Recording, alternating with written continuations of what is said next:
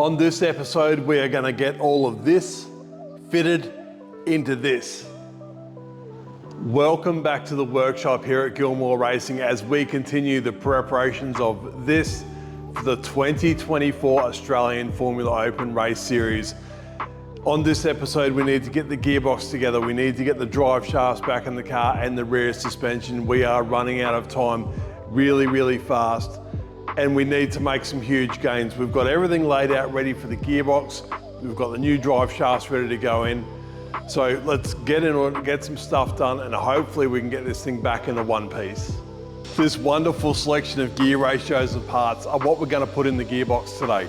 We're gearing up for a test day. We need to test out this new engine and diff. We need to make sure this thing's okay. So these are the ratios that suit our test track. Now in order, this is how it sits in the car. Reverse, first and second. Then from the back of the gearbox, third, fourth, fifth and sixth. So again, reverse, first and second, third, fourth, fifth and sixth. We can change absolutely every single ratio on this gearbox. First gear is part of the bottom shaft. This goes onto the input shaft straight into the back of the engine. And then every other gear is changeable. We have different shafts with different ratios. Should we need to change first gear, which we do, depending on how we want to get the car off the line and how much of a jump from first to second we need to have. We have all new shifter forks. The start of the race season, we get a lot of new components, and all the dog rings have been replaced, or they've done very little work. Now that we've got everything set out, cleaned up, we can start assembly on this gearbox, and it's almost as simple as just sliding everything in the back in that order, and it should work. Okay, you ready to go? Let's do it. We'll start with the reverse. Reverse gets a very lightweight hub. It's been relieved. It's also got a big end on it. The big end goes into the back of the pinion. If we can get that drive hub to fit into reverse like that, that's to provide the drive to the shaft.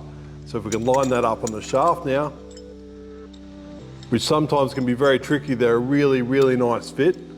When they're warm, they're a little bit looser, but when they're cold, they don't always go straight on. A normal story, if somebody's watching or you're filming, it'll take a whole lot longer.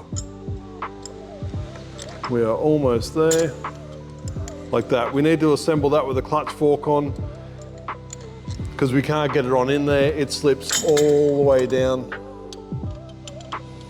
I'll just get reverse gear back on. All the way down inside the gearbox.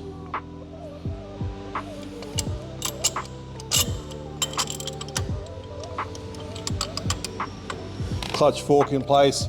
It drives with this idler gear. And on this lower shaft, which is effectively first gear, this bit here is for reverse, and this bit here is for first gear. That drives on the input shaft, and then the rest of the gears go on that spine section, so we can now fit that. Goes on the input shaft, nice.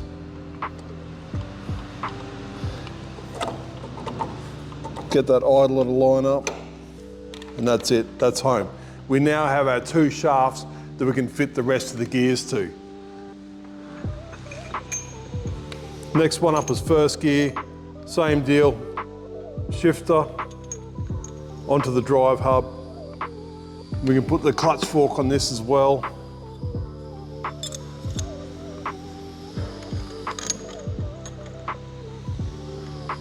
Beautiful, that's going to be a nice fit.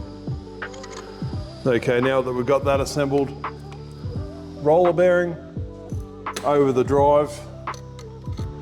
It's just an adapter to take it from a drive to a roller bearing really. First gear goes on.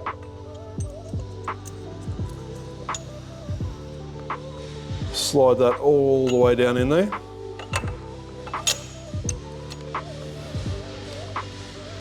And we've just got to get it to line up on that bottom gear, as that's first gear as well. A little bit tricky being all the way in there and trying to give you a little bit of room to see what's going on.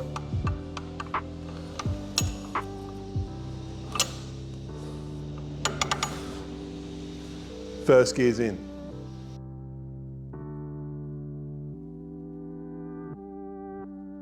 Next up is the selector for first gear. It also activates second gear. So we'll just try to get this on.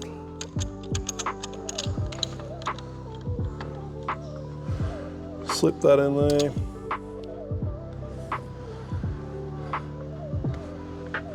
This is now second gear. Gets a little bit wider drive hub because it's got 2 gears on it. We'll get that started.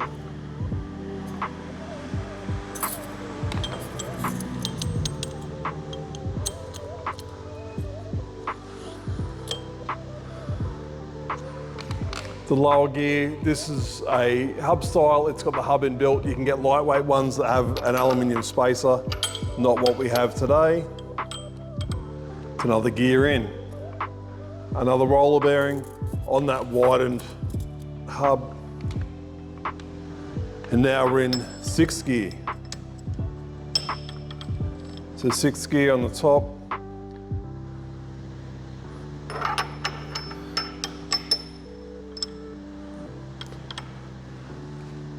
Six gears done.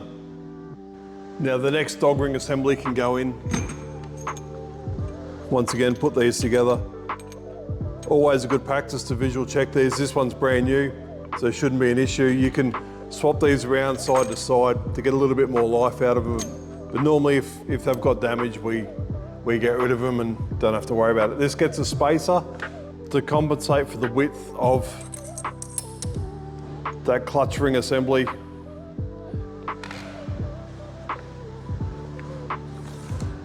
Another wide hub with a roller bearing.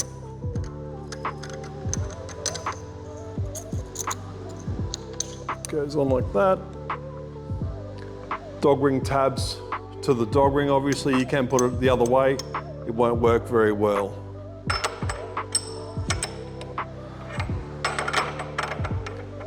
These bottom gears only go one way as well. You've got to make sure that your mesh is pretty good.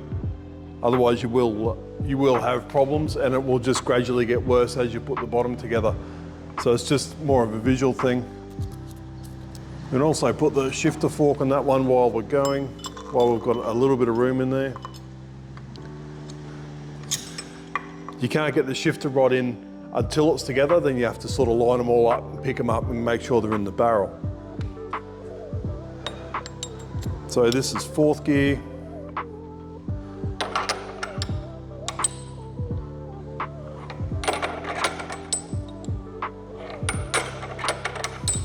Had it right the first time.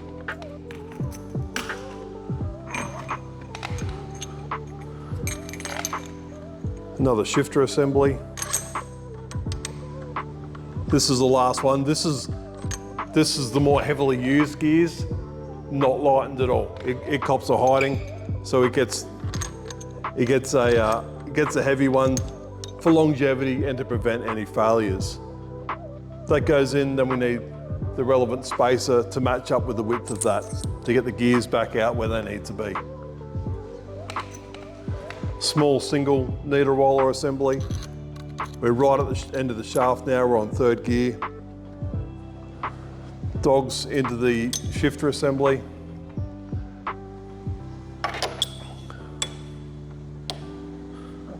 And that goes like that.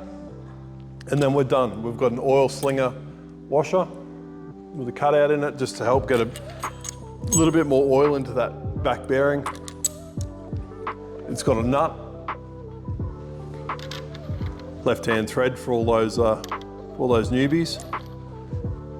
That's it, the gearbox is assembled, as simple as that. The last fork can go on. I can then fit the rod that goes all the way through all the selector forks into the back of the gearbox and is also supported in the rear housing. That's it.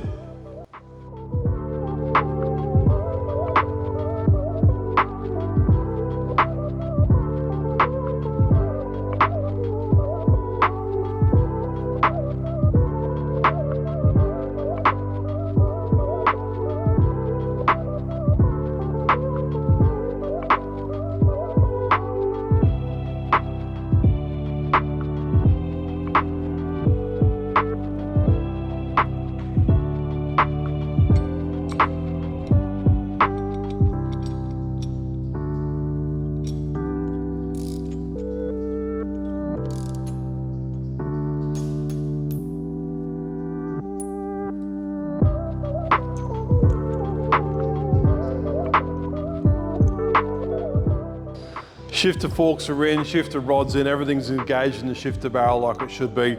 The main pinion nut's torqued up, thank God for that, that's the new pinion, remember, and all the gears run. Now for anyone who's ever heard one of these cars idling, they sound like 1,000 jackhammers making love. They are really, really noisy.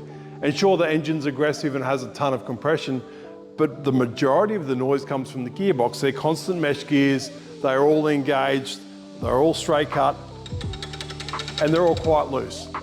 And when it's at idle, they make a huge amount of noise. Now that we're happy with the gearbox, the last thing left to do is to put the rear gearbox cover on. It's got all the bearings in it to support everything, from the shifter rod to the selector barrel. There's also bearings, there's a receptacle for that roller bearing and a bearing for the lower shaft. The lower shaft has an adapter for it. If you ever put one of these apart, don't put the adapter on there and try to get the rear cover on, it will never line up. Sit that in the lower bearing and then push it all together and it will go together a whole lot nicer for you.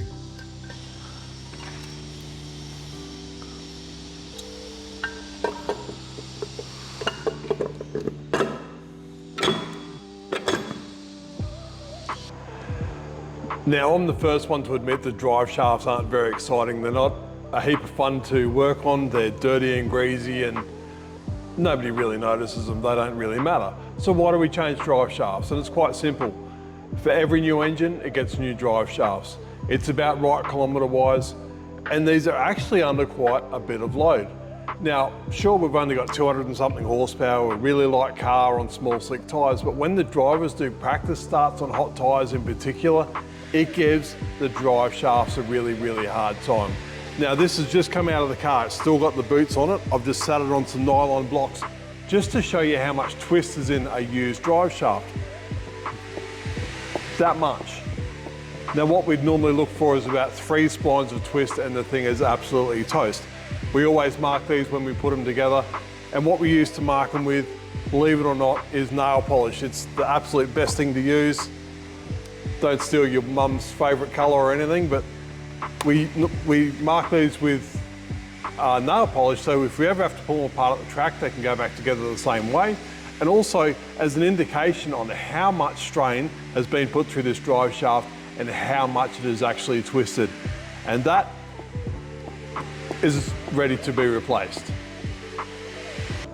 There's nothing really exciting about what we're doing here. It's just cleaning all the components up, inspecting to make sure everything's serviceable, replacing the bits that we're going to replace, and then assembly. All of these parts will get visually inspected for cracks and wear and anything odd. The back of the car gets a lot of brake dust packed in and around, especially the outer CVs. The boots get a hard time. Even the shaft gets a bit of corrosion just from the brake dust. It's really hard to get in there and clean it out. So the hubs will get cleaned up. This got new wheel bearings not so long ago, so we know the rear wheel bearings are fine. But other than that, it's cleaning, greasing, and assembly. All nice and clean and look exactly how they should. It's got the new bits in it, and this drive shaft is now ready to be assembled into the upright. And the easiest way to do that is to do it in a wheel. That way we're not chasing it around the bench trying to torque up the bolts. Now, the upright as it looks, this bit here goes straight into the diff center. That center peg locates into the diff center itself. This first screw, it's got a fibrous washer in the outside of the diff housing that locates in. And then the next step is the oil seal. Standard CV and a boot, nothing special there. And same with the other end, nothing really fantastic, just a standard tripod CV setup. It's got a spring-loaded plunger in this end that forces the drive shaft hard into the receptacle at the other end. So that way, when everything's mounted up, it should have preload into the diff and it should never come out. In theory, if you break a suspension arm or cop a hit to the wheel, this should just pull straight out of the gearbox and do no damage to the gearbox or the case itself. So it's a bit of a fail-safe and prevents any further damage. That being said, now I can torque up these last nuts and then get this assembly mounted back onto the car.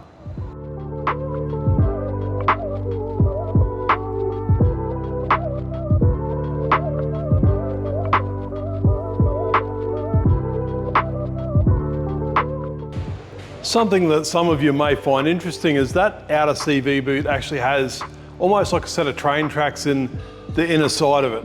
And inside those train tracks goes this little wire clip.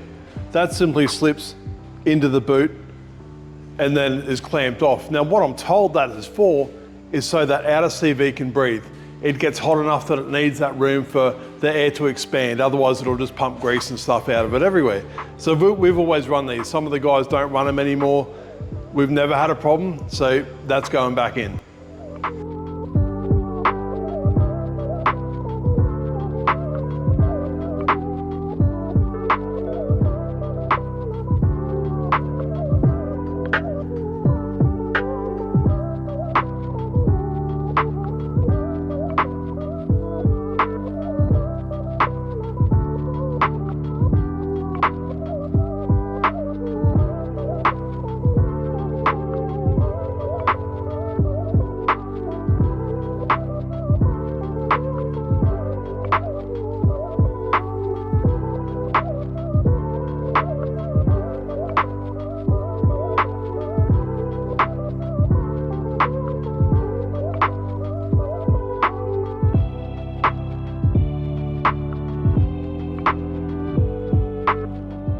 Another part that gets a lot of attention on the outside of the hub is the little drive pegs for the wheels and the brake disc. And they're small, aluminium, lightweight drive pegs that constantly come loose, constantly give trouble. You can actually bend them if they come loose, you can snap them off, and then you lose drive to the wheel.